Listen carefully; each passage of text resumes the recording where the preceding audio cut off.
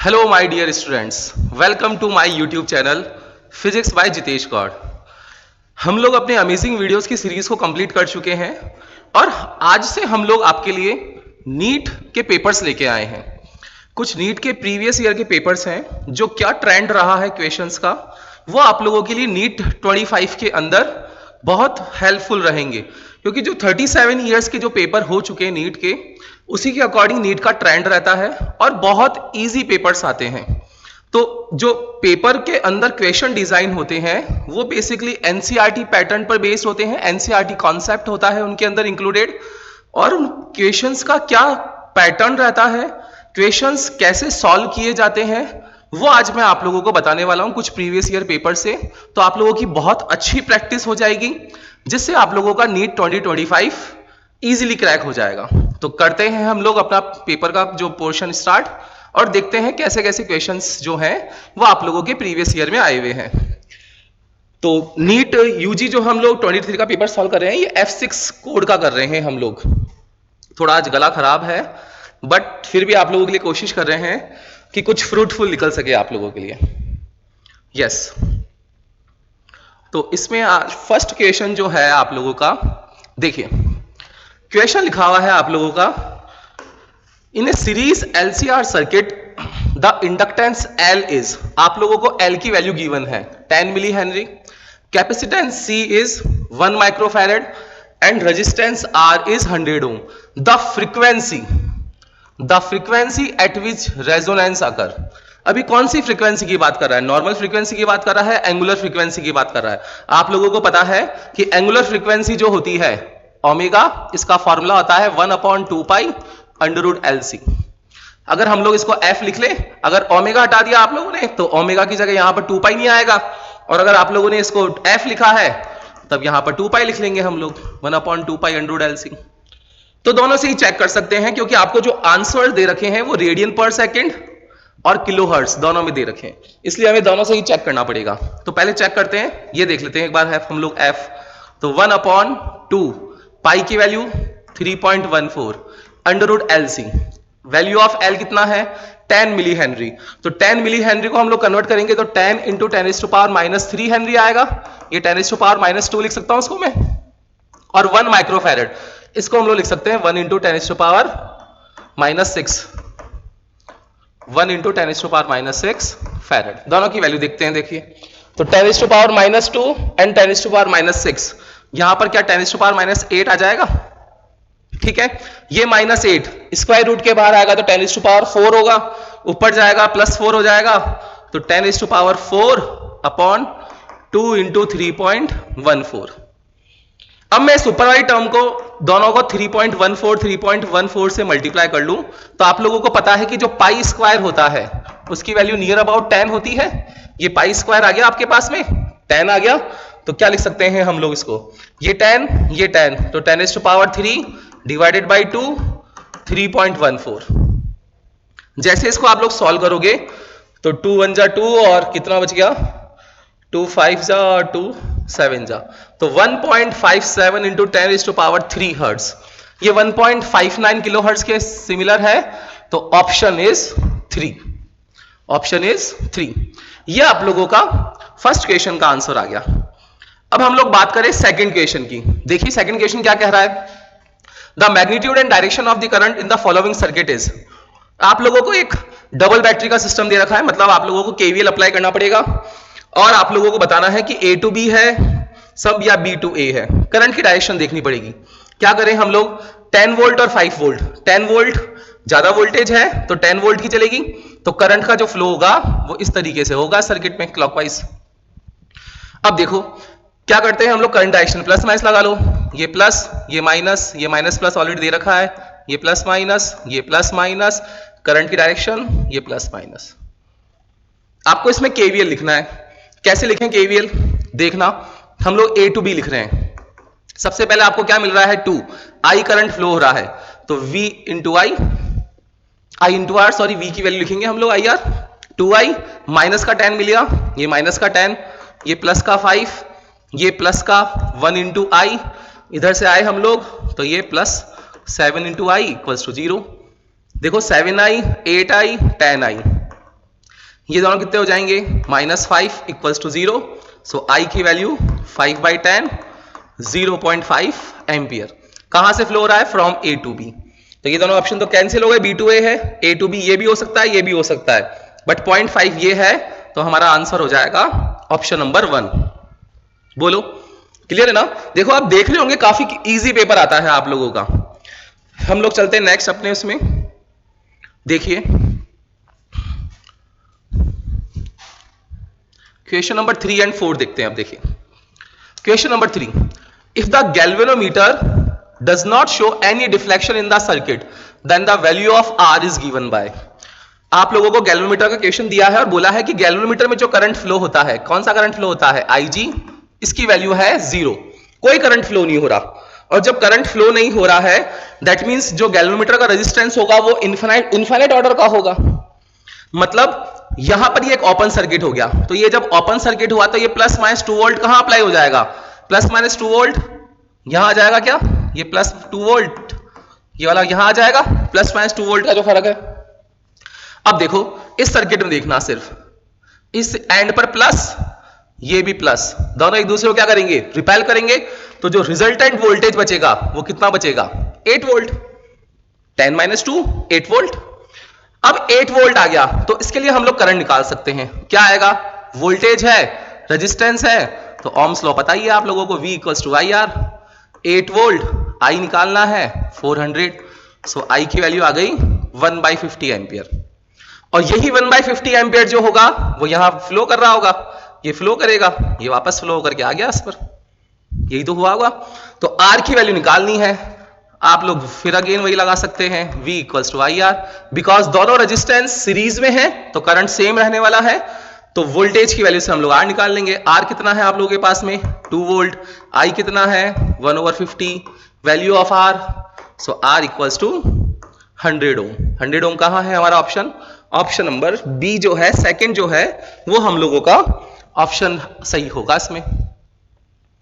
तो देख रहे कितना इजी क्वेश्चन है, एनसीईआरटी बेस्ड क्वेश्चन लगते हैं, मतलब बहुत इजी पेपर आ रहा है नीट का। देखो नेक्स्ट क्वेश्चन चलते हैं। The temperature of a gas is -50 degree Celsius. To what temperature the gas should be heated so that the RMS speed is increased by 3 times. RMS speed, और RMS speed का formula क्या होता है, क्या होता है, VRMS जो होता है वो √ प्रोपोर्शनल होता है किसके, टेम्परेचर के। बट ये जो टेम्परेचर होता है ये किसमें होता है, केल्विन में। टेम्परेचर किसमें होता है, केल्विन में। तो टेम्परेचर के लिए देखते हैं हम लोग, इसको कैलकुलेट कर लेंगे तो कितना आएगा, 273, इसमें से -50 कर लेंगे तो कितना आ जाएगा, 223 केल्विन। ये आ गया। अब ये बोल रहा है कि to what temperature the gas should be heated so that RMS speed is increased by. अब बहुत सारे बच्चों से यही गलती हो जाती है, बच्चे इसको इंक्रीज्ड 2 पढ़ लेते हैं, इंक्रीज 2 3 टाइम्स, तो वो क्या करते हैं 3V कर देते हैं। ये बोला है increased by, that means V तो ऑलरेडी है, इसमें इंक्रीज्ड बाय मतलब 3V और ऐड हो गई, तो टोटल कितनी हो गई, 4V हो गई। अब ये तो इंक्रीज बाय और इंक्रीज 2 में फर्क समझना है, इंक्रीज 2 नहीं है, इंक्रीज बाय है, तो 4V हो गई। अब देखो अगर हम लोग इसको देखें तो VRMS का जो स्क्वायर है वो प्रोपोर्शनल है किसके, टेम्परेचर के। जब V 4 टाइम हो गया तो टेम्परेचर कितना हो गया, टेम्परेचर कितना हो जाएगा 16 टाइम, तो T2 = 16 T1। ये लो क्या फर्क पड़ा बताओ, क्लियर है ना भाई। V² RMS जो है वो T के प्रोपोर्शनल है। V जब V से 4V हो गया तो ये 4V हो गया, तो टेम्परेचर कितना हो गया, 4 का स्क्वायर 16 टाइम हो गया। इतना तो आप लोगों को है ना इजीली कैलकुलेशन आती होगी भाई, है ना बेटा। तो T2 = 16 T टाइम 16, T1 की वैल्यू कितनी है 223, यही तो है, मल्टीप्लाई कर लो उसको। देखो हम लोग 223 को मल्टीप्लाई करते हैं फटाफट से 16 से, कितना आएगा 16 48 और 16 2 जा 32 और 4 6 16 2 जा 32 और 35, तो 3568 ये आ गया केल्विन में, है क्या 36 केल्विन। देखो दोनों नहीं दे रखे हमको, किस में देखा है, डिग्री सेल्सियस दे रखा है, तो डिग्री सेल्सियस भी कर सकते हैं हम लोग। क्या करेंगे इसमें -273 कर देंगे, तो 8 में से 3 5, 16 और 7 ये 9 और 3295 दिख रहा है, देखो option 3295 degree Celsius is your answer. ये डिग्री सेल्सियस में आप लोगों का आंसर आ गया। तो बहुत इजीली आप लोग इसको सॉल्व कर सकते हो। अब हम लोग चल रहे हैं next question, question number 5 and question number 6 पर। Question number 5 and question number 6 देखना क्या है। The ratio of radius of gyration of A solid sphere of mass m and radius r about its own axis to the radius of gyration of the thin hollow sphere of same mass and radius about its axis is। Low, system of particle and rotational motion से आप लोग डरते रहते हो, और देखो कितना easy question पूछा है, रेडियस ऑफ गायरेशन पूछा है। आप लोगों को पता ही है क्या कि जो रेडियस ऑफ गायरेशन है I इक्वल्स टू वो होता है m के स्क्वायर। यहाँ k क्या है, रेडियस ऑफ गायरेशन है, जिसकी वैल्यू हम लोग स्क्वायर रूट से निकालते हैं, r1 square r2 square up to rn square divided by n। यही तो निकालते हैं RMS वाला value, radius of gyration mean square root. अब देखो ये पहला निकलना चाह रहा है सॉलिड स्फीयर के लिए। सॉलिड स्फीयर के लिए I कितना होता है 2/5 mr स्क्वायर, ये m से m कैंसिल, k की वैल्यू कितनी आ गई √2/5 r। सेकंड बोला है इसने क्या, होलो स्फीयर। होलो स्फीयर क्या होता है, फिर again 2/3 mr square equals to mk square, cut गया, k की वैल्यू आ गई √2/3 r।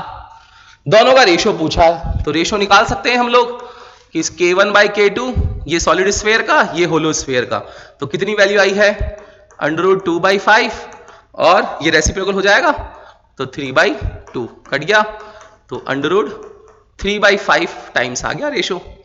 बट यहां पर देखो ये रेशो जो दे रखा है आप लोगों को, ये इस तरीके से दे रखा है, तो जो एनटीए है उसने इसका सॉल्यूशन जो है उसमें बोनस मार्क्स दिए हुए हैं आप लोगों को। इसका सॉल्यूशन जो है वो अंडर रूट में नहीं है, यहां पर देखो ऑप्शंस में, बट अगर हम लोग फिर भी ठीक करना चाहें तो हम लोगों को आंसर तो मिल रखा है 3/5, तो fourth option is the answer. Next question दे रखा है, a Carnot engine has an efficiency of 50%। इसकी एफिशिएंसी दे दी, ईटा की वैल्यू दे दी आपको 50%। When its source is at temperature of 327 degree Celsius, then the temperature of the sink, देखो degree Celsius दिया हुआ है, फॉर्मूला क्या होता है पहले तो ये बताओ। फॉर्मूला होता है 1 - T sink upon T source, और दोनों का टेम्परेचर किस में है, केल्विन में। देखो तो 327 कितना आ जाएगा, 327 270 कितना आ गया, ये 600 आ गया।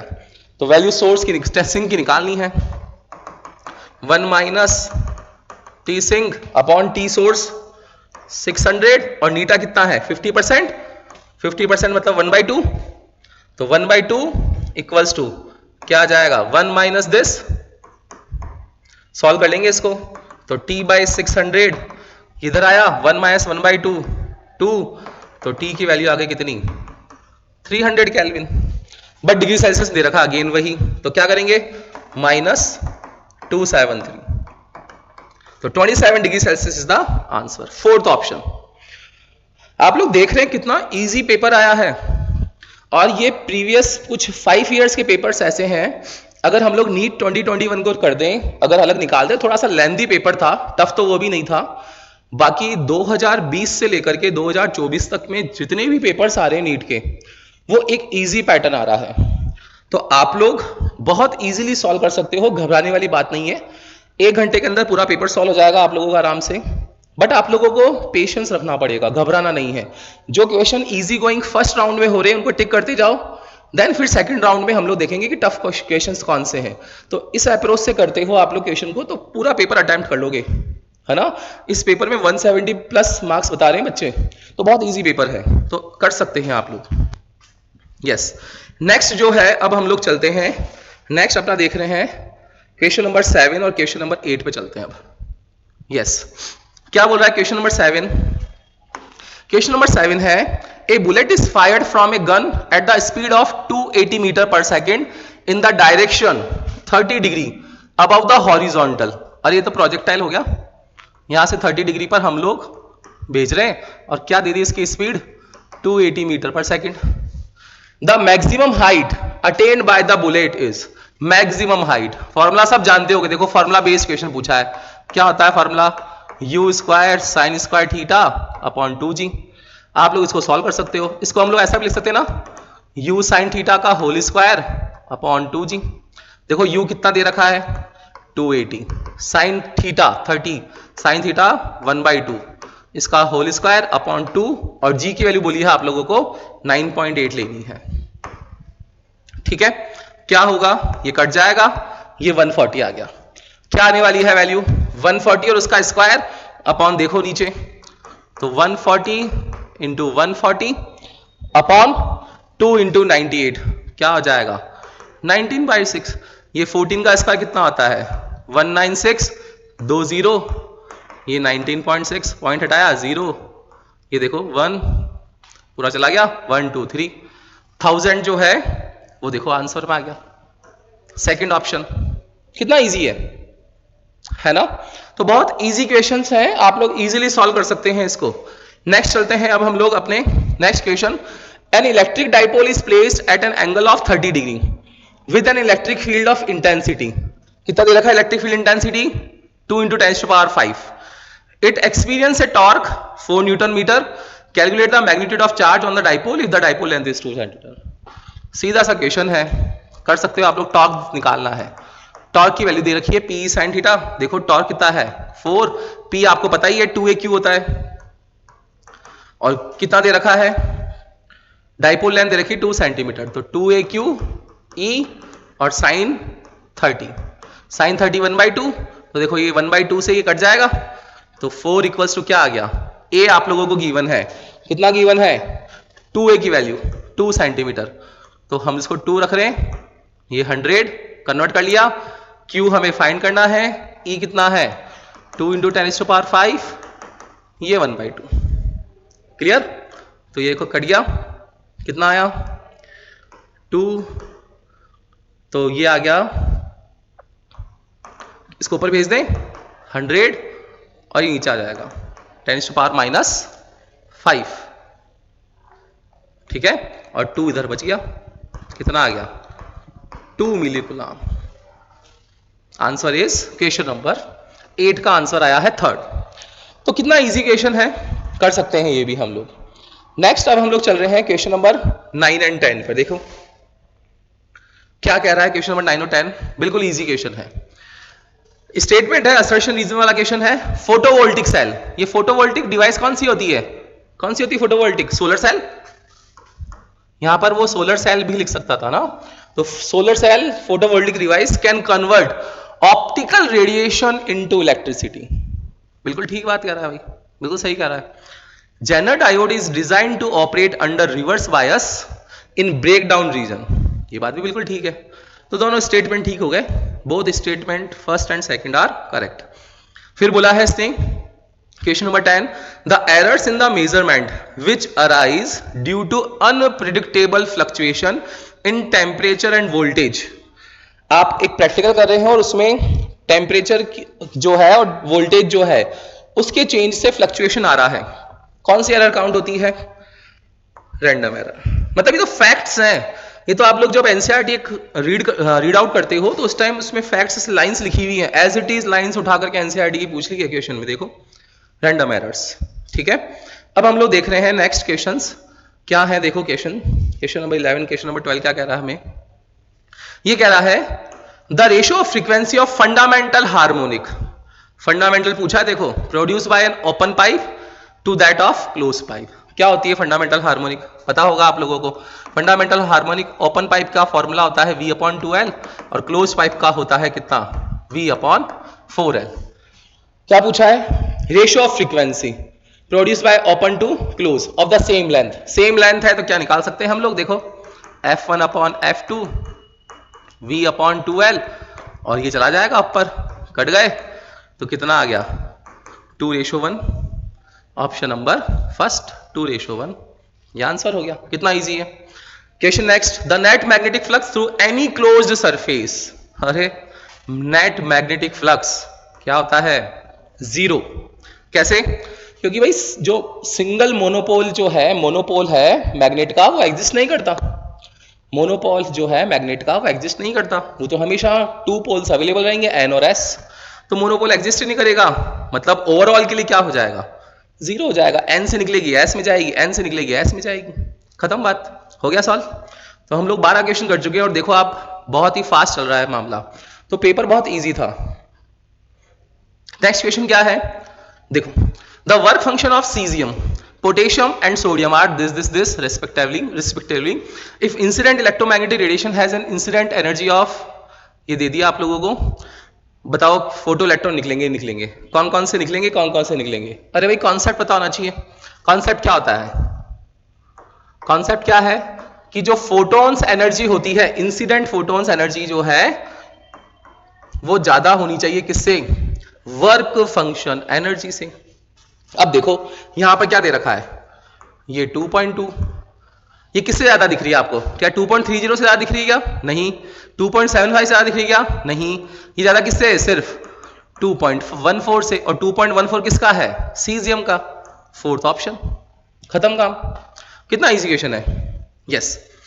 नेक्स्ट क्वेश्चन है the minimum wavelength of X rays produced by an electron accelerated through a potential difference of v volts is proportional to. ये क्वेश्चन काफी सारे बच्चे गलत करके आए थे, और क्वेश्चन इजी है बट जल्दीबाजी में आप लोग इसका आंसर जो है वो ये वाला देकर आ गए कि sir lambda equals to 12.27 upon under V होता है। अरे भाई क्वेश्चन ढंग से पढ़ो एक बार, एक्स रेज के लिए पूछ रहा है, क्या पूछ रहा है, मिनिमम वेवलेंथ। एक्स रेज होती क्या है, इलेक्ट्रॉन आता है मेटेलिक सरफेस से टकराता है, तो इलेक्ट्रॉन अपनी फास्ट काइनेटिक एनर्जी से आता है, आया, इसको अपनी एनर्जी क्या कर देगा, मेटल को ट्रांसफर कर देगा, तो अब इसकी एनर्जी क्या हो जाएगी, इलेक्ट्रॉन की मिनिमम, और वेवलेंथ मैक्सिमम, और इसकी क्या हो जाएगी एनर्जी, अब इसकी एनर्जी मैक्सिमम हो जाएगी, वेवलेंथ कम हो जाएगी, उसी की पूछिए मिनिमम वेवलेंथ बताओ भाई एक्सरे की कितनी है, क्वेश्चन यही तो है। तो इलेक्ट्रॉन जब मूविंग करता हुआ आएगा तो काइनेटिक एनर्जी एसोसिएट करेगा, और काइनेटिक एनर्जी कितनी होती है, क्या है यहां पर, ये समझना, देखो वापस बता देता हूं, इलेक्ट्रॉन जब भागता हुआ आएगा तो मेटेलिक सरफेस से टकराएगा, ये मेटल है, इसी से तो एक्सरे इमिट होगी, तो इलेक्ट्रॉन जब अपनी काइनेटिक एनर्जी लेके आएगा तो कौन सी एनर्जी लेके आएगा, इलेक्ट्रॉन वोल्ट ईवी, और इसकी कौन सी एनर्जी है, एससी बाय लैम्डा, खत्म बात, हो गया काम अपना। तो हमें क्या निकालना है, ये पूछा है मिनिमम वेवलेंथ, तो ये मिनिमम है, इस मिनिमम की वेवलेंथ की वैल्यू कितनी आ जाएगी, एससी बाय ईवी, देखो किसके प्रोपोर्शनल दिख रहा है, 1/v के, ऑप्शन नंबर फर्स्ट। तो ऑप्शन नंबर फर्स्ट जो है वो इसका आंसर होने वाला है, क्लियर। अब चलते हैं हम लोग क्वेश्चन नंबर 15 एंड 16 पर। क्वेश्चन नंबर 15 एंड 16 देखना, क्या दिल बोला है 15 और 16 में, ये बोला है ए 12 volt 16 watt lamp is connected to the secondary of a step down transformer whose primary is connected to AC mains of 220 volt, assuming the transformer to be idle, what is the current in the primary winding। अरे भाई power दे दी, आपको पता ही है transformer है, initial जो primary coil की है, final जो सेकेंडरी कॉइल की इक्वल होती है, पावर्स हैं देखो, तो वीपी आईपी जो होता है प्राइमरी का वो सेकेंडरी वीएस आईएस के इक्वल होता है। इसने किसकी दी है, सेकेंडरी की दे दी है पावर, कितनी दे दी है 60, भाई ये पावर ही तो है, पावर डायल दिया मैंने 60, इनपुट वोल्टेज कितना दे दिया 220 वोल्ट, आईपी निकाल सकते हैं, यही पूछा है what is the current in the primary winding, कितना आएगा 60 अपॉन 220, कर लो सॉल्व इसको, देखो कितना आएगा समथिंग 2 3 जा 11 जा, तो 11 को जब डिवाइड करोगे 3 में तो 11 2 जा, और कितना आ जाएगा 11 7 जा, तो 0.27 के आसपास, 0.27 इज द आंसर, खत्म बात। चलिए नेक्स्ट क्वेश्चन पर, light travels A distance x in time t1 in air and 10x in time t2 in another denser medium, what is the critical angle for this medium। आपको critical angle की value पूछी है भाई, और critical angle आपको पता होना चाहिए क्या है, कैसे निकाल सकते हैं क्रिटिकल एंगल के लिए हम लोग वैल्यू। देखो अच्छा क्वेश्चन है ये, क्वेश्चन हम लोग मान सकते हैं कि भाई अच्छा क्वेश्चन है, इंपॉर्टेंट क्वेश्चन है, इस तरीके का क्वेश्चन पहले पूछा हुआ नहीं है नीट में। लाइट ट्रेवल से डिस्टेंस, डिस्टेंस और टाइम दे रखा है, कैसे निकालते हैं स्पीड हम लोग, वेलोसिटी क्या आती है, डिस्टेंस अपॉन टाइम, तो x upon t1 sorry, second दे रखा आप लोगों को, v2 दे रखी है इसकी 10x upon t2, okay. What is the critical angle, आपसे क्रिटिकल एंगल पूछा है, हम लोग क्या करें, क्रिटिकल एंगल पता ही हम लोगों को क्या होता है कि जो ईटा की वैल्यू होती है वो 1/sin होती है, याद है आप लोगों को।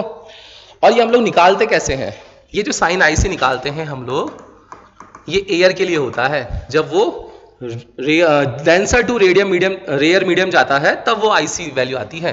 तो आपको याद होगा ये ईटा एयर अपॉन ईटा डेंसर होगा, ठीक है। और ईटा जो होता है वो C/V होता है, इनवर्सली प्रोपोर्शनल है। दैट मीन्स वेलोसिटी ये डेंसर मीडियम की हो गई, वेलोसिटी एयर मीडियम की हो गई, खत्म बात। अब देखो x in time in air, ये v1 वाला कौन सा है, एयर का, ये किसका है, डेंसर का, वैल्यू निकाल लेंगे। तो sin IC डेंसर की वैल्यू कितनी है 10x/t2, v एयर कितना है ये x इंटू T1, देखो कट गया तो कितना आ गया 10T1/T2 sin IC। So value of IC equals to sine inverse 10T1/T2। देखो ऑप्शन कौन सा दिख रहा है 10T1/T2, ऑप्शन नंबर 3।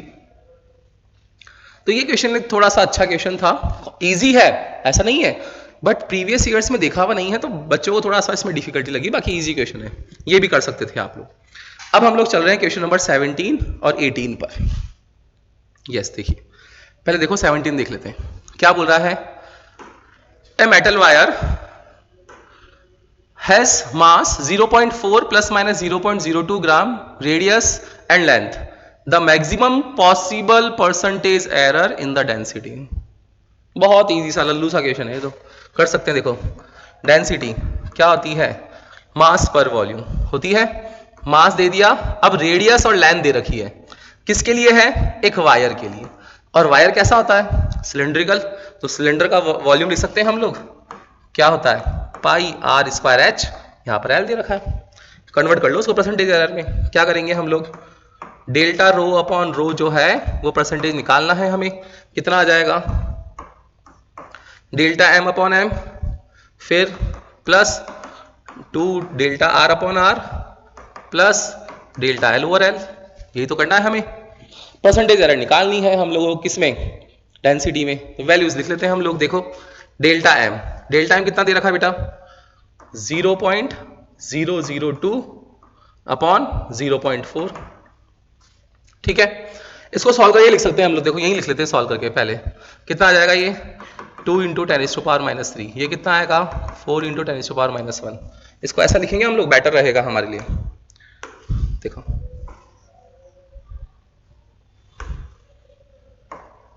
इसको ऐसा लिखते हैं 2 × 10⁻³ upon 4 × 10⁻⁻1 plus delta R radius.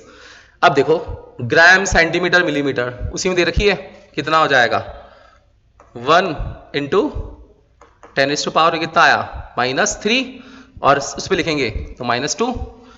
भाई सेंटीमीटर लिखना चाहेंगे ना हम लोग, CGS में देखो सब जने, तो इसको सेंटीमीटर में कन्वर्ट कर लेंगे -2, और ये कितना हो गया 3 × 10⁻, तो 1 × 10⁻⁻2 अपॉन 3 × 10⁻⁻1 प्लस डेल्टा एल कितना दे रखा है 2 × 10⁻⁻2 डिवाइडेड बाई 5।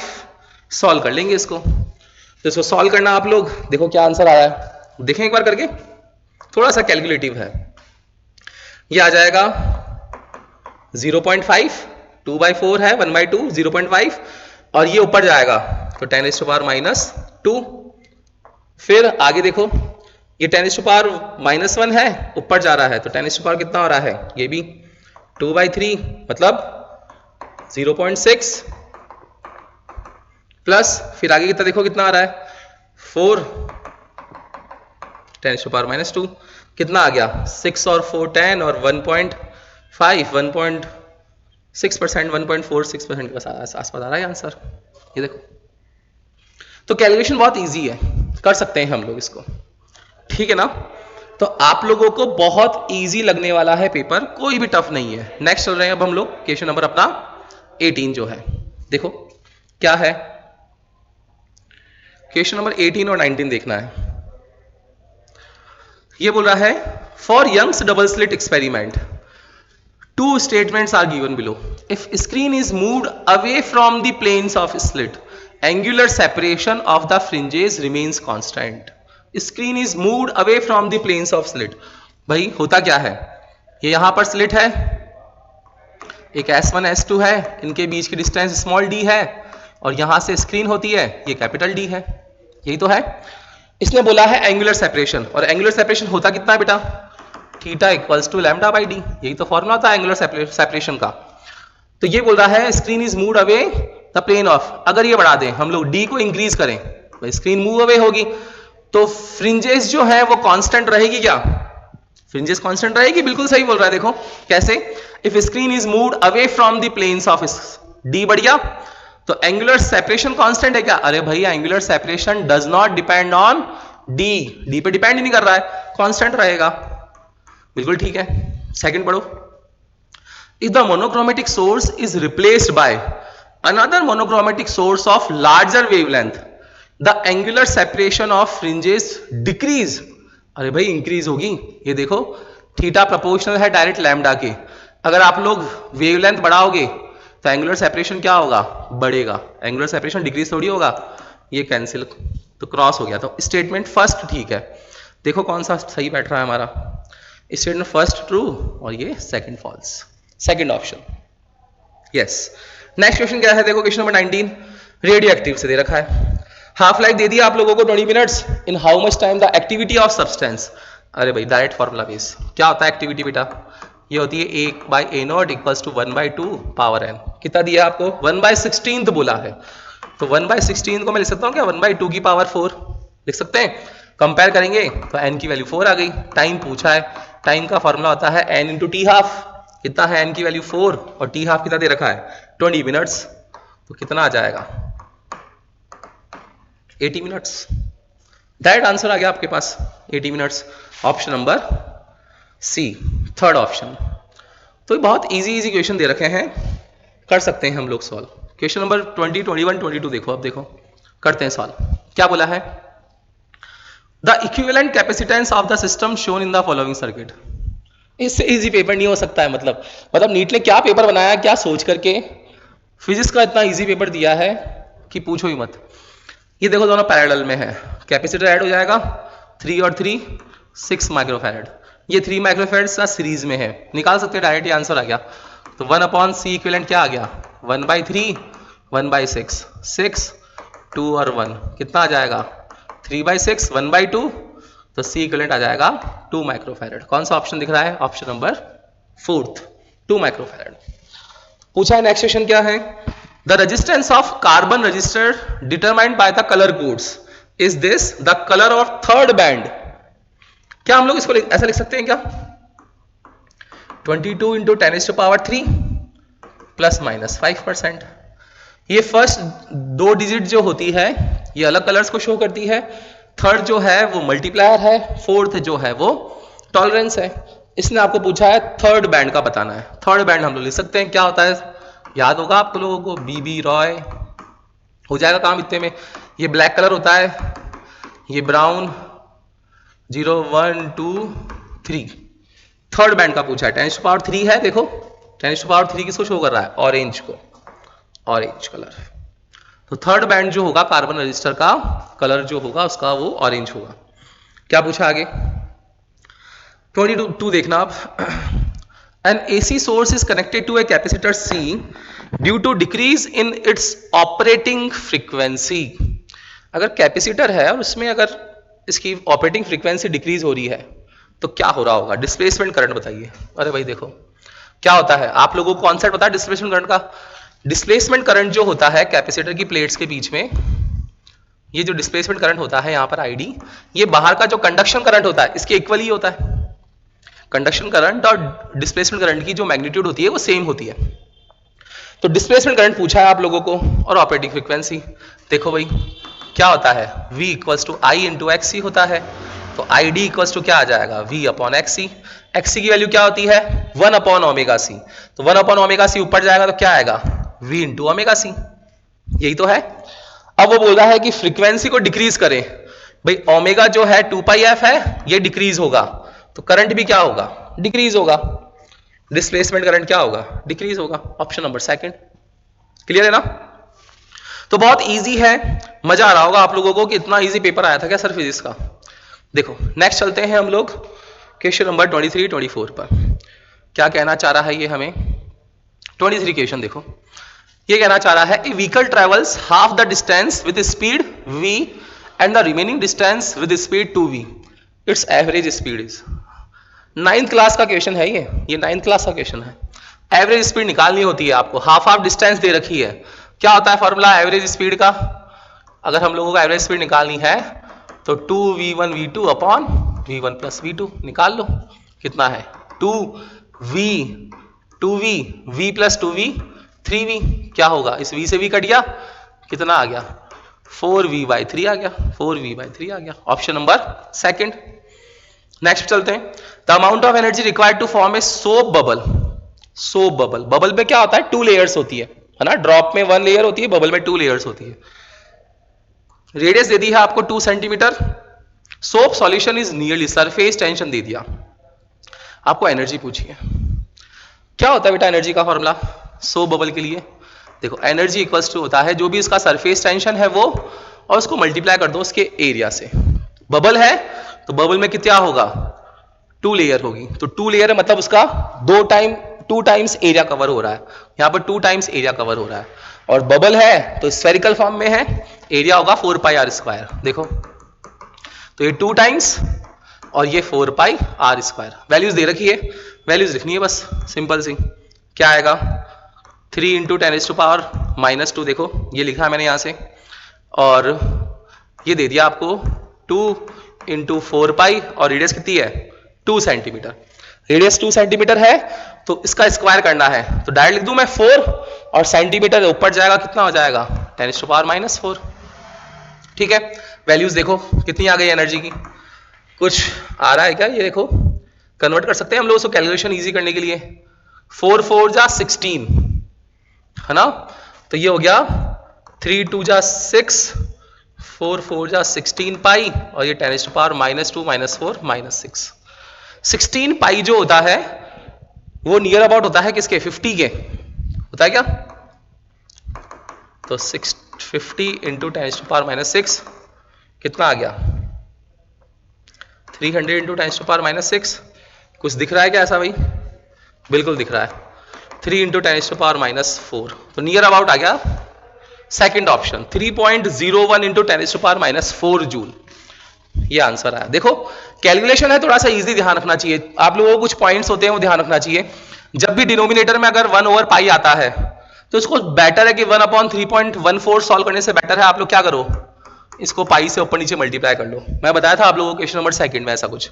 तो क्या आ जाएगा, ये π/π² हो जाएगा। इस π² को हम लोग लिख सकते हैं कितना 10। ठीक है, ऐसे कभी आपके पास आ जाए 16π आ जाए तो इसको आप नियर अबाउट कर दो 50। 8π आ जाए तो नियर अबाउट हो जाएगा कितना 25। ठीक है ना, मैंने इसको क्या करा यहां पर देखो 16π की फॉर्म में था ये, तो 16π से मैंने क्या लिखा इसका 50, और ये आंसर आ गया आपका। कितना इजीली कर लेंगे हम लोग उसको सॉल्व, है ना। तो कैलकुलेशन थोड़ी सी फास्ट हो जाती है आप लोगों की। तो answer is 3.01 × 10⁻⁻4 joule. Next question देखो, द वेंचुरीमीटर वर्क्स ऑन। क्या पूछा है देखो, मतलब पेपर बिल्कुल बकवास पेपर बना रखा है। बर्नौलीज प्रिंसिपल, क्या प्रिंसिपल ऑफ पैरेलल एक्सिस होता है क्या? नहीं। परपेंडिकुलर एक्सिस नहीं। हाइगेन्स प्रिंसिपल वेव थ्योरी से रिलेटेड है, तो बर्नौलीज प्रिंसिपल। नेक्स्ट क्वेश्चन क्या है, in hydrogen spectrum the shortest wavelength in the Balmer series is lambda. Shortest wavelength, wavelength जब शॉर्टेस्ट होगी तो एनर्जी मैक्सिमम होगी। The shortest wavelength in the Brackett series is, भाई जो Lyman Balmer Paschen Brackett, Balmer किस पे आता है सेकंड नंबर पे, ब्रैकेट किस पे आता है फोर्थ नंबर पे। हो गया काम। और आपको पूछा है शॉर्टेस्ट वेवलेंथ। शॉर्टेस्ट वेवलेंथ का मतलब है एनर्जी मैक्सिमम, मतलब इलेक्ट्रॉन जो होगा हमारा वो कहां से ट्रांजिट करेगा, इनफाइनाइट से। भाई मैक्सिमम एनर्जी कहां होगी, इनफाइनाइट पर, तो वो मैक्सिमम वहां से इनफाइनाइट से क्या करेगा, ट्रांजिट करने वाला है इलेक्ट्रॉन। देखो तो क्या आएगा इस क्वेश्चन का सॉल्यूशन, देखना भाई। क्वेश्चन नंबर 26 बता रहा हूं मैं आप लोगों को। फॉर्मूला क्या होता है, 1/λ = R, 1 ओवर शॉर्टर वाला -1/n² जो जहां से ट्रांजिट कर रहा है लार्जर वाली वैल्यू। पहला बोला है बामर, तो 1 over lambda equals to R 1 over n. N कितना है 2 स्क्वायर मतलब 4, ये हो जाएगा इन्फिनिटी हट जाएगा, 0 आ जाएगा। क्या बच गया, लैम्डा की वैल्यू बच गई 4/r for the बामर series. The shortest wavelength in the Brackett series, फिर वही करेंगे इसी फॉर्मूले से, क्या करेंगे 1 ओवर लैम्डा आर और ब्रैकेट के लिए 4, तो 1 ओवर 4 का स्क्वायर 16, ये 0, तो कितना आ जाएगा, देखो इतना पेशेंस नहीं रहे भाई, डायरेक्ट कर सकते हैं इसको, हाँ थोड़ी कैलकुलेशन फास्ट करनी है हमें, टाइम इन मतलब टाइम के अंदर ही करना होता है, 1 मिनट में इक्वेशन। देखो टाइम क्या करेंगे, 16/r, क्या पूछा है, दोनों का रेशियो पूछा है, निकाल सकते हैं। क्या करेंगे 4/r, ये 16/r, तो देखो कितना आ गया, ये मल्टीप्लाई करेंगे इसको तो 4 लैम्डा आ जाएगा, 4 लैम्डा, ये आंसर आ गया। तो कितना इजी क्वेश्चन है ना। ये बच्चे आप लोग केमिस्ट्री में ही पढ़ते हो 11th क्लास में इस टाइप का, तो 11th वाले केमिस्ट्री में ही पढ़ा हुआ है, 12th फिजिक्स में पढ़ा हुआ ही है, दोनों से क्वेश्चन मान सकते हैं, ऐसा हो सकता है। अब देखो नेक्स्ट क्या है, फिर चलते हैं हम लोग नेक्स्ट क्वेश्चन पे। 27 नंबर क्वेश्चन क्या कह रहा है, अब 27, 28 और 29 तीनों क्वेश्चन क्या कह रहे हैं, देखो बहुत इजी है। The potential energy of a long spring when stretched by 2 centimeter is u. If the spring is stretched by 8 centimeter, potential energy stored in it. बहुत इजी क्वेश्चन है ना। क्या होता है स्प्रिंग का potential energy, u equals to half के x square, तो u proportional हो गया किसके, एक्स स्क्वायर के। अब वो बोल रहा है स्ट्रेच बाय 2 टाइम्स, मतलब ये 2 का स्क्वायर, ये अगर 4 हो जाएगा तो जब उसको 8 कर दिया तो कितना होगा, अरे भाई 8 कर देंगे तो 8 का कितना हो जाएगा 64, ये u1 ये u2, ये इक्वल का साइन, क्या आ जाएगा 4 ये 16, 1/16 मल्टीप्लाई करेंगे तो एनर्जी आ जाएगी 16u, खत्म बात, ये 16u। कितना इजी क्वेश्चन है। फिर पूछा है a full wave rectifier circuit consist of 2 pn junction diode, a centre tap transformer, capacitor and load resistance. Which of these component remove the AC ripples from the rectified output?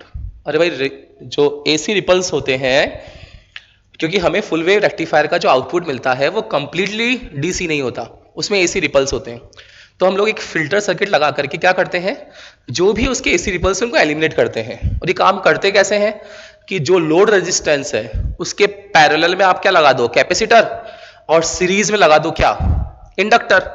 यहां पर देखो उसने capacitor की बात करी है सिर्फ, तो ऑप्शन में भी नहीं है कहीं इंडक्टर, तो कैपेसिटर है फिल्टर सर्किट, देखते टिक करना है। फिर देखो next question, the magnetic energy stored in an inductor of inductance 4 micro Henry carrying current of 2 ampere is. Magnetic energy store inductor में कितनी होती है, आप लोगों को सबको पता है, direct formula base, half Li²। आपको दोनों वैल्यूज दे रखी है, तो एनर्जी देखो हाफ, एल की दे रखी बेटा 4 माइक्रो, तो 4 इंटू 10⁻⁻6, आई कितना दे रखा है 2 एम्पियर, आई का स्क्वायर 4, तो ये कितना आ गया 8 इंटू 10⁻⁻6 है क्या कुछ, 8 माइक्रो जूल, ये माइक्रो हो गया, तो 8 micro joule is the answer. Clear. तो बहुत इजी काम है, आप इजीली इस क्वेश्चन पेपर को सॉल्व कर सकते हो, ठीक है। तो अब हम लोग चल रहे हैं इसके आगे वाले पोर्शन पर, देखना एक बार, तब तक मैं पानी पी लेता हूं। क्वेश्चन नंबर 30 और 31 देखना बेटा, क्या बोल रहा है, if E dot ds equals to 0 over a surface then, आपको 4 ऑप्शंस दे रखे हैं, मैं देखो कौन सा ऑप्शन ठीक है।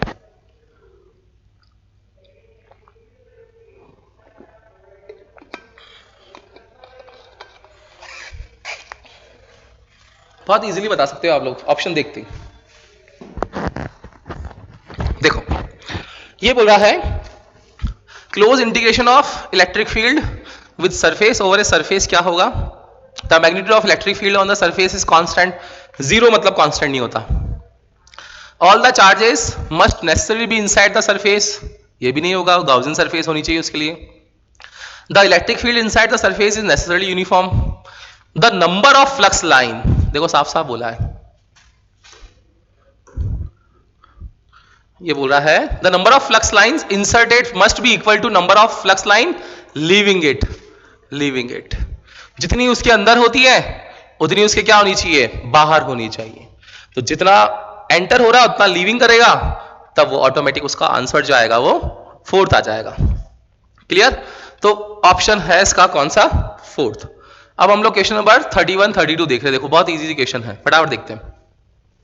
ए football player is moving southward and suddenly turns eastward.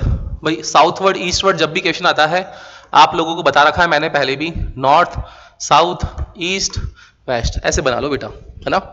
क्या बोला इसने, मूविंग साउथवर्ड, साउथवर्ड जा रहा है, मतलब इसकी जो वेलोसिटी होगी वो क्या होगी, माइनस जे कैप में है।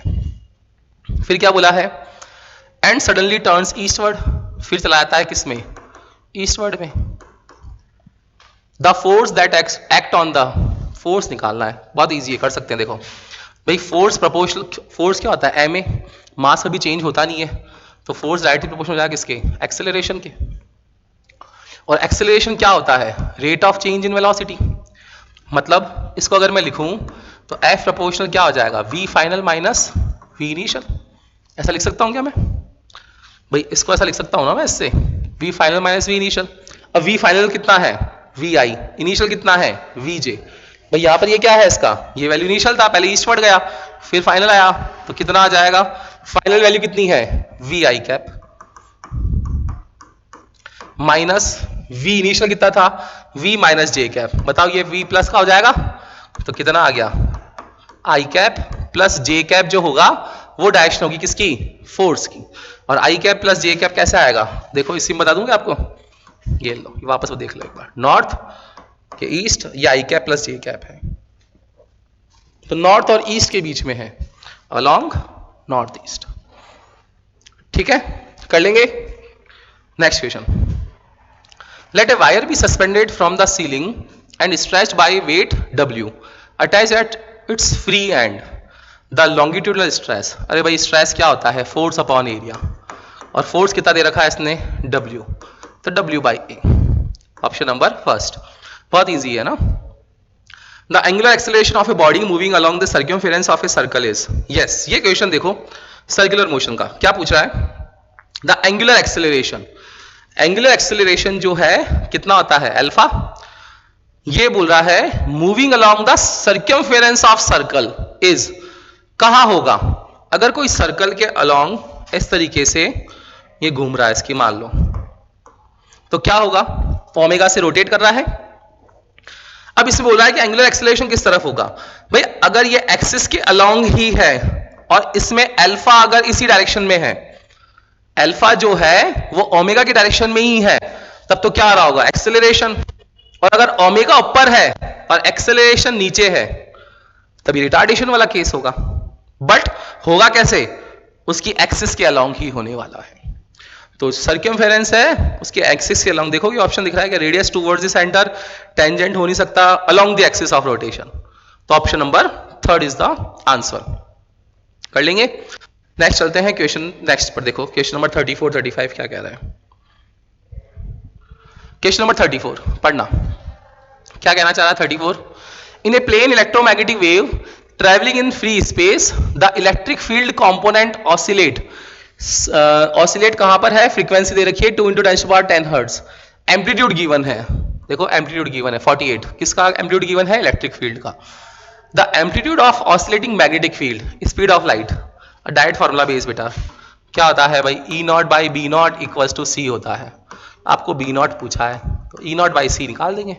कितना दे रखा है ई नॉट, मैक्सिमम एम्पलीट्यूड दे रखा है 48 और ये होता है 3 × 10⁸, तो कितना आ गया 3 1 जा 6 जा, तो बी नॉट आ गया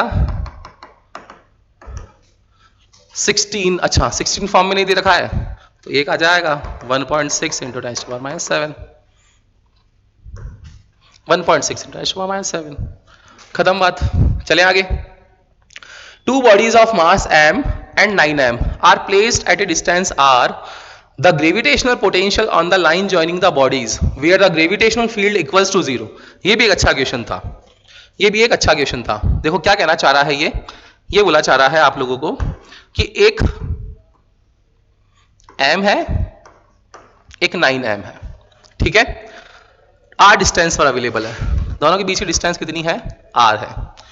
द ग्रेविटेशनल पोटेंशियल उनके बीच में, जहां पर ग्रेविटेशनल फील्ड जो है वो जीरो हो जाए। और ग्रेविटेशनल फील्ड जीरो कहां होगा हमें पता ही नहीं है, एम और 9m के बीच में। अज्यूम कर लेते हैं, लेट मान लो ये डिस्टेंस r1 है, ये r2 है, तो मान लेते हैं r1 जो है उस डिस्टेंस पर कहीं पर इस पॉइंट पर इसकी इंटेंसिटी जो आ रही है वो जीरो आ रही है। कैसे निकाले? अब डिस्टेंस निकाल सकते हैं, r1 कितना होगा तो आपको पता है, फॉर्मूला होता है, क्या करते हैं, अंडर एम, इसकी डिस्टेंस निकालनी है हम लोगों को, under m plus 9m times of r1, ये r दे रखा है, ये r हो गया, तो कितना आ गया, ये 9 और 3, तो ये 3 और ये 4 under m into r cut गया, तो r/4 आ गया r1 की वैल्यू। r1 की वैल्यू कितनी आ गई, r/4।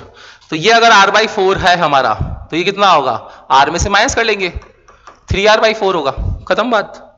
भाई वो r/4 है तो 3r/4 होगा। क्या पूछा है, दोनों की वैल्यू। तो पोटेंशियल कितना निकालेंगे हम लोग, देखो ग्रेविटेशनल पोटेंशियल निकाल रहे हैं, r/4 कितना आएगा, माइनस का होता है, फॉर्मूला होता है क्या, माइनस का gm/r पोटेंशियल का। तो देखो क्या निकालेंगे, माइनस g, m क्या कितना है, m ही है, अपॉन डिस्टेंस कितनी है उसकी, r/4 है, प्लस माइनस माइनस हो जाएगा, फिर कितना दे रखा है, फिर 9m, तो g 9m और उसकी डिस्टेंस कितनी रखी है, 3r/4 दे रखी है। सॉल्व कर लो उसको बस, क्या आएगा, -4 gm/r, फिर ये ऊपर आ जाएगा 3 जा, तो कितना आ जाएगा, देखिए अगर हम लोग उसको सॉल्व करना चाहें तो 4 3 जा 12 gm/r, -4 -12 कितना हो गया, एड ऑन होकर के -16 gm/r। कहीं दिख रहा है क्या option, option number second, -16 gm/r is the solution. तो ये 35 क्वेश्चंस थे सेक्शन ए के। अब 15 क्वेश्चंस हैं सेक्शन बी के, जिसमें से आपको कोई भी 10 क्वेश्चन अटेम्प्ट करने होते हैं। तो फटाफट से देख लेते हैं एक बार कि वो 15 क्वेश्चंस का सॉल्यूशन क्या क्या होगा, देखते हैं एक बार। देखो कैसे कर रहे हैं हम लोग, अब फटाफट देखना भाई एक बार।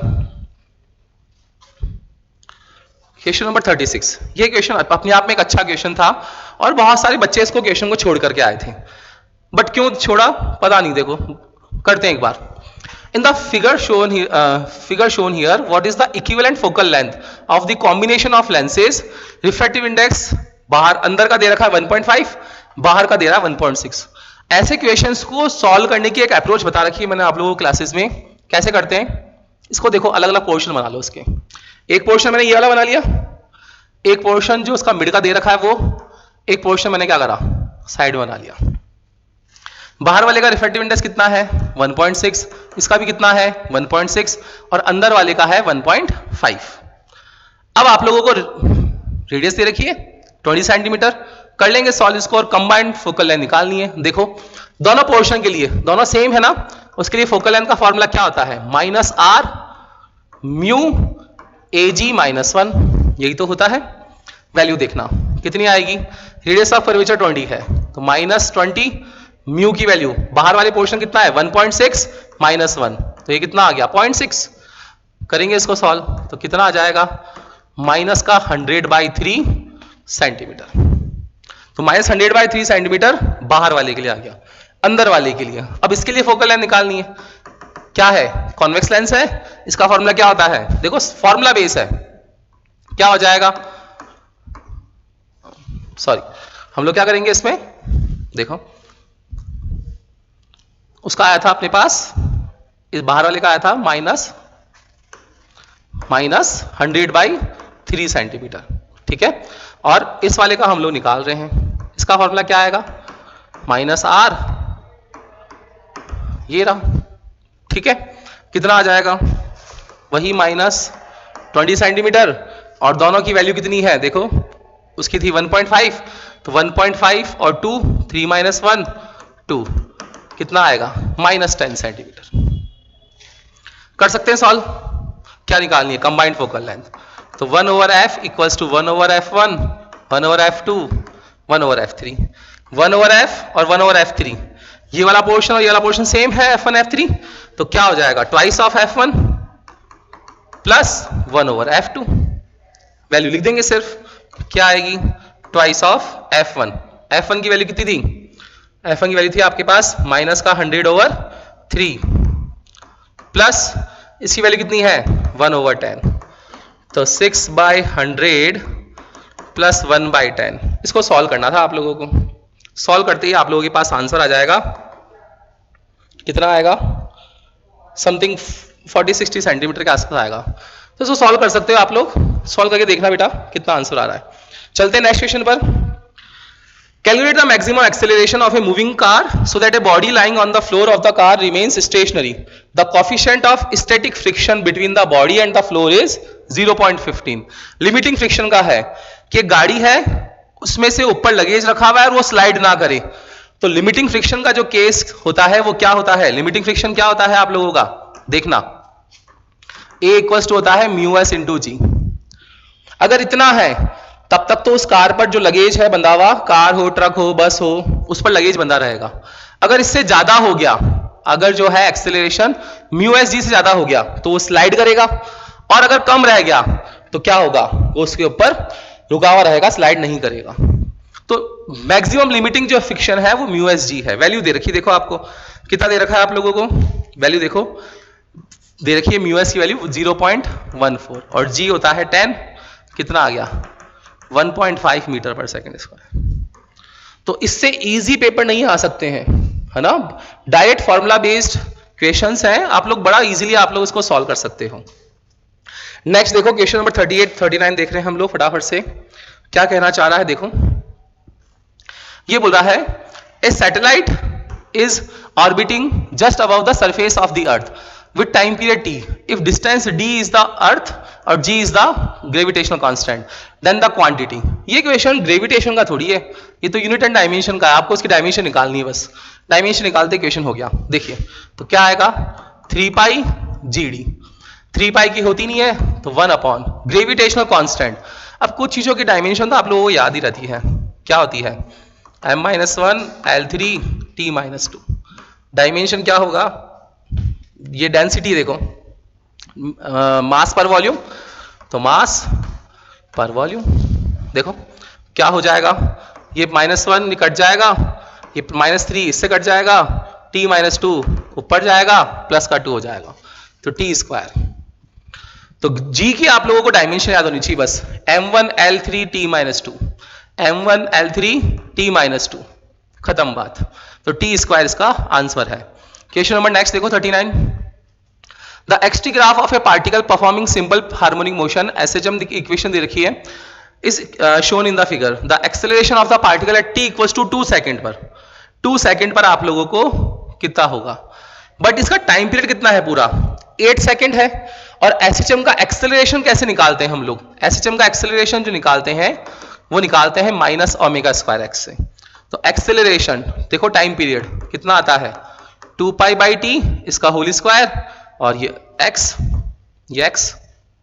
ठीक है, कितना आ जाएगा माइनस ये 4π², टाइम पीरियड पूरा कितना है इसका 8, और x कहां निकालना है 2 सेकंड पर, 2 सेकंड पर x कितना है इसका 1, खत्म बात। कितना हो गया 4 2 जा 8, तो -π², t की वैल्यू 64 है, देखो अभी खड़बड़ हुआ था हमसे, तो ये कट जाएगा 16 टाइम आएगा, तो -π²/16, थर्ड ऑप्शन। भाई t इक्वल टू 8 सेकंड है, 8 का स्क्वायर जो होगा वो 64, तो यहां 16 आंसर आ जाएगा आप लोगों के पास। क्वेश्चन नंबर 40 देखना, क्वेश्चन नंबर 14 जो है ये आप लोगों का लॉजिक गेट का क्वेश्चन है, डायरेक्ट हम लोग अप्लाई कर सकते हैं डी मॉर्गन से। देखो लॉजिक गेट, ये नॉट गेट है, ए लगाया है तो आउटपुट ए बार, बी है output B bar, and gate दे रखा है तो ए बार डॉट बी बार, ये एंड गेट, और उसके आगे नॉट लगा दिया, ये नैंड गेट। ठीक है, समझ में आया आउटपुट कैसे लिखा, ए का ए बार, बी का बी बार, एंड गेट, तो ए बार डॉट बी बार, और ऊपर नॉट लगा रखा है तो पूरे पर बार लगा दिया। डी मॉर्गन अप्लाई करना है इस पर, तो क्या होता है डी मॉर्गन, जो भी डॉट में लिखा हुआ है उसको आप लोगों को क्या करना है प्लस में लिख दो, ठीक है, और ऊपर बार लगा रही है, तो क्या होगा बार से बार हट जाएगा, तो a प्लस बी, और a प्लस बी किसका होता है और गेट का। और गेट की ट्रूथ टेबल क्या होती है कि अगर इसमें दोनों में से भी एक भी 1 है तो वो 1 करेगा। देखो दोनों में से एक भी 1 है तो 1 कौन सा ऑप्शन है? दोनों में से एक भी 1 है 1, दोनों में से एक भी 1 है 1, दोनों में से एक भी 1 है 1। फर्स्ट ऑप्शन ही हो जाएगा इसका आंसर ठीक। तो फर्स्ट जो है इसका वो ऑप्शन ठीक होने वाला है। नेक्स्ट चलते हैं हम लोग अपने क्वेश्चन नंबर 41 42 पर। देखो लास्ट क्वेश्चंस में चल रहे हैं अब हम लोग अपने। A horizontal bridge is built across a river. A student standing on the bridge throws a small ball vertically upward with a velocity of 4 meter per second. The ball strikes the water surface after 4 seconds. The height of bridge above water surface is. आप लोगों को क्या दिया है? एक bridge है और इस ब्रिज से हम लोगों ने क्या करा? एक बॉल है, इसको 4 मीटर पर सेकंड में पहुंच रहे। ये बोल रहा है बॉल जो है वो कहां आ रही है? देखो साफ साफ लिखा है 4 सेकंड में नीचे आ जाएगी वापस। तो ये बोलना चाह रहा है कि इसकी हाइट क्या होगी? हाइट पूछ रहा है। हाइट निकाल सकते हैं ना हम लोग। न्यूटन्स की सेकंड इक्वेशन क्या होता है?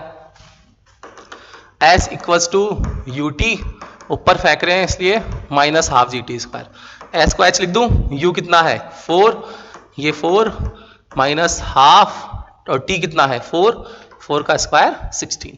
सॉल्व कर लो, हाइट आ जाएगी इसको। कितना आएगा? 4 4 जा कितना हो जाएगा 16 और 2 8 जा 16। देखो 16 8 माइनस 64। आप बोलोगे सर ऑप्शन तो प्लस में दे रखे हैं। अरे भाई ये माइनस साइन ये शो कर रहा है कि हाइट जो है वो नीचे की तरफ है। नीचे की हाइट से हमने ऊपर वर्टिकली अपवर्ड फेंका इसको, देखो वर्टिकली अपवर्ड। तो आंसर आ गया 64 metre. Okay next, two thin lengths are of same focal length but one is convex and other is concave. अगर कॉन्वेक्स है तो कॉन्वेक्स की फोकल लेंथ क्या होगी? पॉजिटिव। कॉनकेव है फोकल लेंथ क्या होगी? नेगेटिव। अब पूछ रहा है कॉन्टैक्ट में रख दिया तो बताओ कॉम्बिनेशन। अरे सेम क्वेश्चन है। कॉम्बिनेशन की फोकल लेंथ क्या होती है? 1/f1 1/f2। क्या आ जाएगा? 1/f1। f कितना है कॉन्वेक्स के लिए? Positive f। फिर माइनस कॉनकेव के लिए 1/f कट जाएगा तो आंसर 0। तो 1/f की वैल्यू 0 आई है तो f की वैल्यू क्या आ गई? इनफाइनाइट। कर सकते हो, बहुत इजी है। चलिए अपने नेक्स्ट क्वेश्चन पर 43 44 45 देखते हैं एक बार। देखो क्या बोल रहा है क्वेश्चन नंबर 43 में। बोला है इसने a wire carrying a current I along the positive x axis has length L. It is kept in a magnetic field. The magnitude of magnetic force. Force दे रखा है और वायर की लेंथ दे रखी है। अगर चार्ज देता है तो Q V क्रॉस B होता है, लेंथ देता है तो I L क्रॉस B होता है। तो फोर्स क्या होगा? I L cross B। क्या बोला है आप लोगों को? L दिया है x एक्सिस के अलोंग। देखो तो फोर्स निकालना है I x एक्सिस के अलोंग क्या आएगा? L I कैप और मैग्नेटिक फील्ड दे दिया। क्रॉस कितना दे रखा है? 2I cap plus 3J cap minus 4K cap. L और इसकी डायरेक्शन निकालनी है। क्या करें हम लोग? बाहर ले लें तो IL। पीछे देखना I क्रॉस I करेंगे, I क्रॉस I क्या होता है? 0। फिर I क्रॉस J करेंगे तो 3I cross J। I cross J कितना होता है? K cap. फिर 4 की बारी तो क्या करेंगे? I cross K minus 4 I cross K। K cross I होता है कितना? K क्रॉस I कितना होता है? J। I क्रॉस K कितना होगा? Minus J। तो ये माइनस माइनस क्या हो जाएगा? प्लस। तो 3K cap plus 4J cap. Magnitude निकालना है। देखो IL तो है ही है तो मैग्नीट्यूड निकाल लो इसका। मॉड लेंगे 3 का स्क्वायर 9, 4 का 16 25 5 और IL चल रहा है 5IL। देखो 5IL इज द आंसर। तो बहुत इजीली हम लोग कर सकते हैं। नेक्स्ट क्वेश्चन है a bullet from a gun is fired on rectangular wooden block. ये क्वेश्चन न जाने कितनी बार पूछा हुआ है, बहुत सारे कोचिंग इंस्टीट्यूट्स ने अपने अपनी शीट्स में डाल रखा है। बहुत इजी क्वेश्चन है, करा हुआ होगा आप लोगों का। A bullet from a gun is fired on a rectangular wooden block with velocity mu u when the bullet travels 24 centimeter through the block along its length horizontally. So velocity of bullet becomes u/3. Then it further penetrates into the block in the same direction before coming to rest. मतलब final velocity क्या हो जाएगी? 0. At the other end of the block, the total length of the block is. बहुत easy question है, कर सकते हैं। देखो क्या बोलना चाह रहा है, एक बार डायग्राम बना लेते हैं इसका ताकि आप लोगों को, एक ब्लॉक है, इस ब्लॉक में उसकी इनिशियल वेलोसिटी कितनी दे रखी है, u है। जब ये 24 सेंटीमीटर चलता है तो उसकी वेलोसिटी कितनी आती है, यहां से मान लेते हैं ये 24 चला तो इसकी स्पीड यहां कितनी हो गई, u/3। अब ये बोल रहा है आगे चलता है तो रेस्ट में आ जाता है, तो ये यहां से यहां चलेगा तो इसकी u कितनी हो गई, 0। तो ये लेंथ कितनी है ये पूछ रहा है, तो ये निकाल लेंगे तो टोटल लेंथ निकाल लेंगे ना भाई, तो टोटल लेंथ आ जाएगी उससे, खत्म बात है ना। देखो u दे रखा है आप लोगों को, डिस्टेंस दे रखा है, u दे रखा है, डिस्टेंस निकालना है, दो u दे रखे हैं, डिस्टेंस निकालना है। न्यूटन की कौन सी इक्वेशन है, थर्ड इक्वेशन।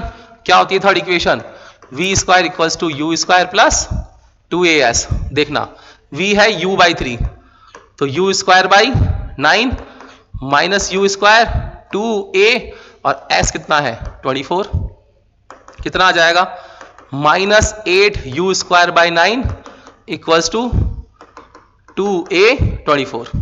दूसरी इक्वेशन देखो, दूसरी में फाइनल क्या है, u इक्वल्स टू वही v square minus u square equals to 2as।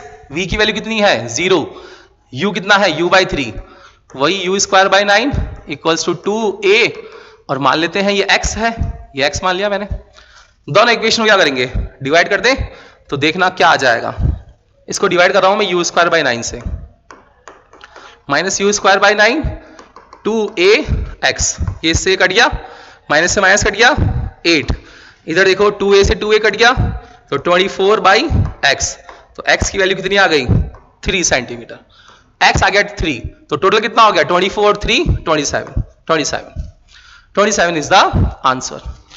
ठीक है, तो अच्छा क्वेश्चन था अपने आप में, एक ये कर सकते हैं हम लोग इसको। नेक्स्ट देखना, the resistance of A platinum wire eight 0 पे कितना दे रखा है 2 ओम और 6.8 ओम दे रखा है 80 पर। टेम्परेचर कॉफिशिएंट पूछा है, टेम्परेचर कॉफिशिएंट निकाल सकते हैं हम लोग, क्या होता है alpha equals to RT minus R0 delta T। तो RT की वैल्यू कितनी है 6.8, 6.8 में से 2 को माइनस करेंगे, देखो ऊपर लिखता हूं 4.8, नीचे कितना है 0 पर 2 और टेम्परेचर डिफरेंस 80 माइनस 0 80, पॉइंट हटाया 1/10। सॉल्व करना है इसको आप लोगों को, कितना आएगा 24 और 8 3 जा 24, तो 3/100, 0.02 या 3 इंटू 10⁻⁻², ऑप्शन नंबर सेकंड। ठीक है, सोच सकते हैं हम लोग 3 into 10⁻⁻² degree Celsius inverse. Next question है अब आप लोगों का, देखो डाइपोल वाला क्या कहना चाह रहा है हम लोगों से, ये बोला है an electric dipole is placed as shown in the figure. The electric potential निकलना चाह रहा है आपसे पॉइंट P पर ड्यू टू डाइपोल। इस पॉइंट P पर देखना, तो माइनस Q भी अप्लाई करेगा इस पर, प्लस Q भी अप्लाई करेगा, तो टोटल पोटेंशियल पॉइंट P पर क्या होगा, दोनों के सम के इक्वल। मान लेते हैं ये A है ये B है हमारा, कितना आ जाएगा KQ/R होता है, डायरेक्ट निकाल सकते हैं, देखो कितना आएगा K, ये निकाल रहे हैं हम लोग तो माइनस Q अपॉन इसकी डिस्टेंस कितनी है 3 तो ये है और 5 ये है, तो 8 सेंटीमीटर है, 8 इंटू 10⁻², प्लस का साइन VB के लिए कितना आएगा K प्लस का Q अपॉन डिस्टेंस, टोटल 5 है 3 चली गई, कितनी आ गई 2 इंटू -2। सॉल्व कर लेते हैं इसको, कितना आएगा KQ और ये ऊपर चला जाएगा 10⁻² प्लस का 2, पीछे क्या बचा 1/2 माइनस 1/8, ये 1/2 माइनस 1/8, तो कितना आएगा 8 2 4 जा 1, तो 3/8, तो 3/8 KQ into 10⁻² is the answer. देखो 3/8 कहीं आ रहा है क्या, ये रहा 3/8 KQ, तो ये भी हो गया। देखो लास्ट के कुछ क्वेश्चंस बच रहे हैं अब 3-4, बस हो जाएंगे फटाफट से। देखो कितना आ रहा है, question number 47, 10 resistance each of resistance R are connected in series to a battery of EMF E and negligible internal resistance, then those are connected in parallel to the same battery, the current is increased n times। अरे भाई 10 register है और उसको connect किया है, तो each of resistance are connected in series to a battery of EMF E, तो R है तो कितना हो गया टोटल 10R, किसमें सीरीज में। फिर बोला है नेगेटिव इंटरनेशंस है, बैटरी दे रखी है, तो देखो आई इक्वल टू कितना आ गया, ई बाई आर होता है, तो ई बाई 10R। फिर बोला है पैरेलल में कनेक्ट कर दो, तो पैरेलल में आर इक्विवेलेंट कितना होता है, आर बाई एन, तो ये आर बाई 10 आ जाएगा। बैटरी देखिए, तो ये बोल रहा है then those are connected parallel to same battery, the current is increase n times, तो I2 जो है वो कितना आ रहा है देखो, E, तो 10 बैटरी का 10E और ये R बाई 10, तो कितना आ जाएगा 10E बाई आर। I2 पूछ रहा है आप लोगों से NI1, तो I2 इक्वल्स टू वैल्यू लिख दो 10E बाई आर, N और I1 कितना है E बाई 10R। देखो कट गया E बाई आर से E बाई आर, ये होता चला जाएगा, तो N की वैल्यू आ गई कितनी 100, N की वैल्यू 100। क्लियर कर सकते हैं। क्वेश्चन नंबर 48 देखो, ये पूरे पेपर का सबसे अच्छा क्वेश्चन था 48। ये question most of the student ने छोड़ा भी है और आकर के रिपोर्ट भी किया था कि बहुत अच्छा क्वेश्चन था सर ये, बट ये करा हुआ क्वेश्चन है, शीट का क्वेश्चन है। देखो क्या है, a very long conducting wire is bent in a semi circular shape of from A to B, point P steady current. देखो ये स्ट्रेट वायर है, स्ट्रेट वायर के लिए आप लोगों को इनफाइनाइट लॉन्ग स्ट्रेट वायर के लिए मैग्नेटिक फील्ड निकालना है, तो इसका और इसका दोनों का सेम होगा, मैग्नेटिक फील्ड कितना होगा mu naught I upon 4 pi R, R capital R दे रखिए, आर लिख दी। ओके, अब सेमी सर्कुलर है, ये सेमी सर्कुलर है, तो इसका एंगल कितना है पाई है, तो सेमी सर्कुलर के लिए कितना लिखेंगे हम लोग मैग्नेटिक फील्ड, देखो B2 equals to mu naught I 4 pi R bracket में पाई। सेम इस B3 का भी यही होगा, तो B1 और B3 क्या है एक ही है। अब बात करते हैं डायरेक्शन की, डायरेक्शन निकालो। देखो पॉइंट P इस तरफ है, तो करंट इस तरफ फ्लो हो रहा है, तो कहां जा रहा है, यहां से करंट फ्लो हो रहा है, तो करंट जब फ्लो करके आएगा तो कहां पर है इनवर्ड, ये रहा इनवर्ड। ये जब जा रहा है तो पॉइंट P किधर है ऊपर की तरफ, तो देखो फिर कहां जाएगा इनवर्ड, तो B1 और B3 दोनों के लिए क्या आएगा इनवर्ड। बट इसमें करंट कैसे फ्लो हो रहा है, देखो करंट ऐसे फ्लो हो रहा है, तो पॉइंट P के लिए कहां आ रहा है आउटवर्ड, तो B2 कैसा आएगा डॉट, तो इसके लिए इस पोर्शन के लिए कहां आ रहा है डॉट, इन दोनों के लिए कहां आ रहा है क्रॉस, दोनों ऑपोजिट है, तो रिजल्टेंट निकाल लेंगे। तो जो B नेट होगा वो क्या होगा, जो पोर्शन है B2 माइनस, ये दोनों माइनस ही होंगे, माइनस वाले दोनों सेम है, तो मैं ट्वाइस ऑफ B1 लिख लूं क्या, ये ट्वाइस ऑफ B1, तो कितना आ गया देखो mu naught I upon 4 pi R bracket में pi minus twice of B1 की value mu naught I upon 4 pi R, mu naught I upon 4 pi R common दिख रहा है आप लोगों को, तो mu naught I upon 4 pi R bracket में बच गया पाई माइनस 2। है क्या कुछ ऐसा ऑप्शन, अच्छा कन्वर्ट कर रखा है उसने, पाई को अंदर भेज रखा है, देखो क्या आ जाएगा mu naught I upon 4R, पाई से पाई कट गया तो 1 माइनस 2 बाई पाई। अब देखो ऑप्शन दिख रहा है कैसा, mu naught I upon 4R, ये दोनों ऑप्शन हो सकते हैं, बट डायरेक्शन दे रखी है। B2 बड़ा है, तो B2 की डायरेक्शन कहां है बाहर की तरफ, तो away from the page, option number second. Clear कर लेंगे। अब बचा हुआ है क्वेश्चन नंबर 49। देखो 49 50 किस तरीके के क्वेश्चन है, मैंने सारे करा दिए आप लोगों को करने, जबकि आपके पास 10 ही थे। देखो क्या बोल रहा है, ये बोल रहा है the radius of inner most orbit of hydrogen atom is this. भाई देने की क्या जरूरत थी, हमको पता ही होता है 0.53 आर्मस्ट्रांग होती है, 0.53 आर्मस्ट्रांग होती है, तो आप लोगों को वैल्यू याद रखनी चाहिए। What is the radius of third allowed orbit, क्या इजी क्वेश्चन दे रखा है, आप लोगों को पता ही है आर नॉट एन स्क्वायर निकालना है रेडियस, तो कितना आ जाएगा 0.53 और एन है थर्ड के लिए, तो थर्ड का क्या आ जाएगा 9, मल्टीप्लाई कर लो उसका आंसर आ जाएगा, कितना आएगा 9 3 जा 2 5 9 जा 45 47 और पॉइंट लग जाएगा, तो 4.77 आर्मस्ट्रांग, 4.77 दे रखा है क्या, ये रहा 4.77 आर्मस्ट्रांग इज द। और अब लास्ट क्वेश्चन है आज का, the net impedance of this circuit will be, आपको Z की वैल्यू पूछी है, और Z आप लोगों को पता है क्या होता है R square plus XL minus XC का होल स्क्वायर, बट आपको देखो L दे रखा है C दे रखा है, L और C दे रखा है, एक्सएल और एक्सी नहीं दे रखा है, एक्सएल और एक्सी निकालना है, तो एक्सएल कितना होता है ओमेगा एल 2 पाई एफ एल, ठीक है। एफ दे रखी कितनी 50 हर्ट्ज, तो एफ 50 ये 2 पाई कितना हो गया 100 और L कितना दे रखा है 50 बाई पाई।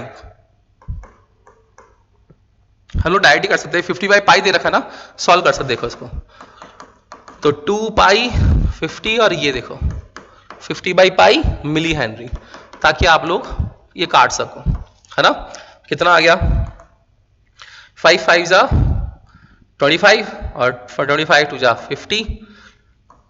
50 और ये कितना बच गया 1 2 और 3, तो डायरेक्ट में लिख दूं क्या 5 हेनरी 5 ओम सॉरी 5 ओम, ठीक है। एक्सएल की वैल्यू XC